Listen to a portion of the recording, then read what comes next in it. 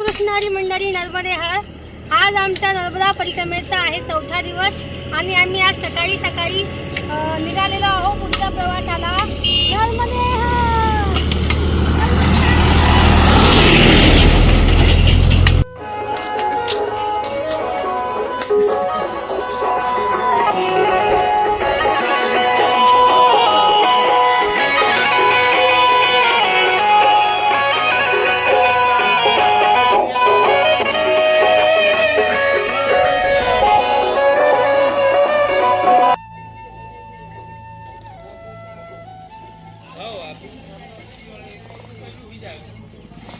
रामकृष्ण हरी मंडळी, आज आमचा नर्मदा परिक्रमा 4था दिवस.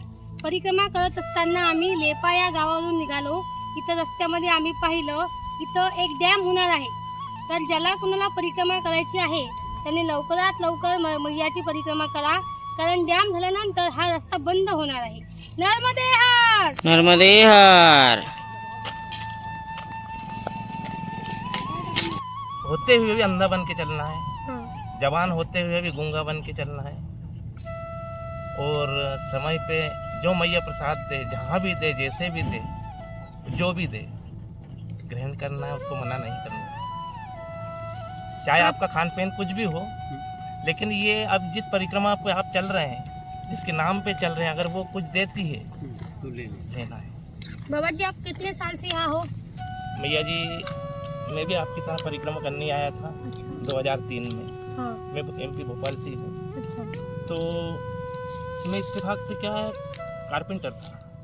बाप रे. Carpenter, wooden worker. हाँ. तो मेरा ब्रांचेस बनाने का काम था. SBI, ICICI और बैंक ऑफ बड़ौदा, विजया, कई प्रकार की बैंकें हैं और कई प्रांतों में बनाई है.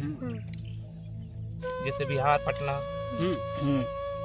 आपका महाराष्ट्र, पूना, बॉम्बे में आर्ट इंग्लिश ट्रेडिंग स्कूल भी बनाए हैं. बोरीवली, मीरा रोड, दादर, नवी मुंबई, और फिर नागपुर, इधर छत्तीसगढ़ में आ गए, फिर रायपुर, सरगुजा, अनूपपुर.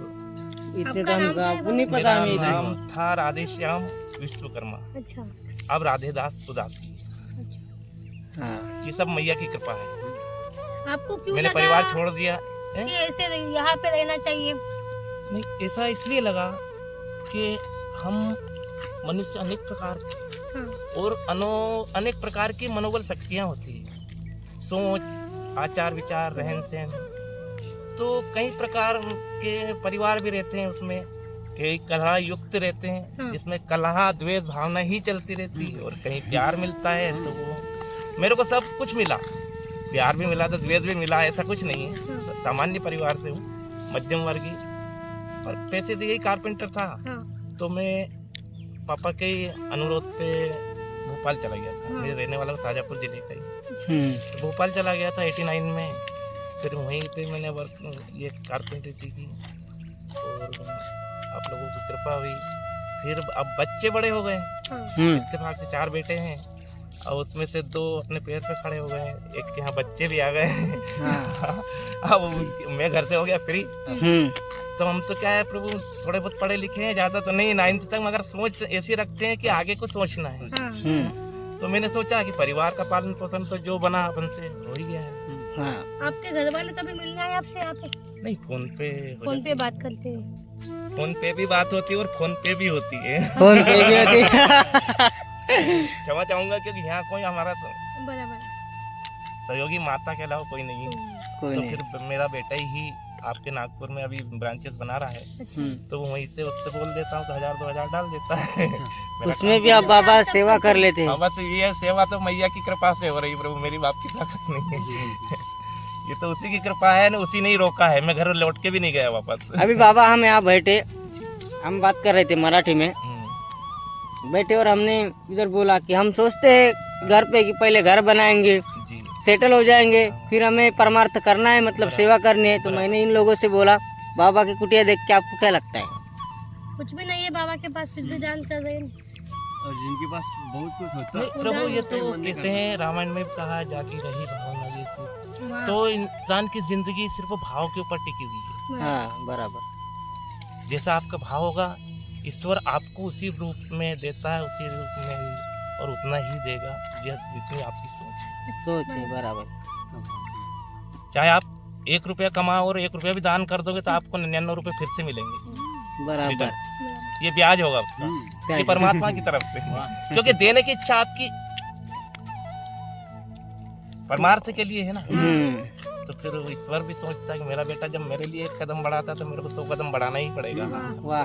तो यही माँ की कृपा है। आप जहाँ भी जो चाहोगे, एक खासियत और बताऊँ, उसका मूल मंत्र ये है, आप जहाँ पे जो सोचोगे वो वहाँ पे उपलब्ध हो जाएगा। अच्छा। या तो वो उपलब्ध हो जाएगा, उसके बाद आपकी सोच आए। ये भी हो सकता है। हाँ हाँ बराबर। ये माँ की कृपा है। तो इसी उद्देश्य से परमार्थ कर रहा हूँ प्रभु कि आप बच्चों के लिए कर लिया, कुछ अपने लिए भी करूँ। ठीक है, माँ की लीला कैसे और 4000 बच्चे भी किलोमीटर चलना है। 4000 किलोमीटर में माँ ने सब ऐसे साधु संत बैठा दिए अपने को खान पान करने के बराबर। लिए। हाँ, ये सब उसी की कृपा है, उसी की देन है। अच्छा, आपण तू लिंबू तोडा गेला रे सगळं आपण त्याला मोसंबी आहे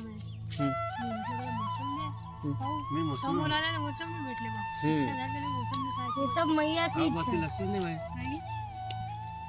पंडित जी ने बोला, मैंने ठीक है, गरीब है, गरीबी है। मैंने भैया हमारे पिताजी 5 रुपए नहीं देते। ये दुर्गा उत्सव कम से कम उस जमाने में कम से कम गिरी से गिरी हालत 15,000 रुपये इतना तो चाहिए था, क्योंकि ज़्यादा नहीं तो 1500 तो 1000 रुपये तो ब्राह्मण को ही देना पड़ता, बाकी सामग्री हवन पूजन। तो वो कंडीशन हमारे उस टाइम पढ़ते थे हम, तो कंडीशन ये थी, कोई खर्चे पानी के पैसे तो मिलते नहीं, ये मिल जाते तो बजा, तो वो हमें हफ्ता भर निकालना पड़ता था। ऐसी कंडीशन में दुर्गा उत्सव मनाना बहुत बड़ी बात है। लेकिन भैया तू ही कर, तू ब्राह्मण देवता ने बोले यार ये ना उसके नाम का झंडा गाड़ दो बस, और कुछ भी नहीं करना। कौन गाड़ा है, क्या गाड़ रहा है, ये नहीं मालूम। हमने कर दिया, रात में झंडा गाड़ दिया। वो तो सुबह और हलचल मच गई पूरे गांव में, पूरे दुर्गा उत्सव मनाया। तो कोई तो समझ हम लोग कहते हैं कोई कुछ कर रहा है, तुम्हारा उत्सव को मनाओ। तो ऐसे लोग भी मिले तो उन्होंने कुछ अरे अच्छा काम करने जाओ तो लोग आते ही ऐसे करने नहीं देते काम। ज्यादा डालती है, हाँ फिर उनके साथ बराबर उनका समझौता भी हुआ, उन्होंने सम्मान भी दिया। और मैया आज तक 40 साल, करीब 33 साल तो मेरे भोपाल में हो गए, और 3 साल ये 40 साल करीब हो गए अभी मैया चल रही आ रही है। और आज बड़े जोर शोर से उत्सव मनाते हैं, लाखों रुपए खर्च होता है।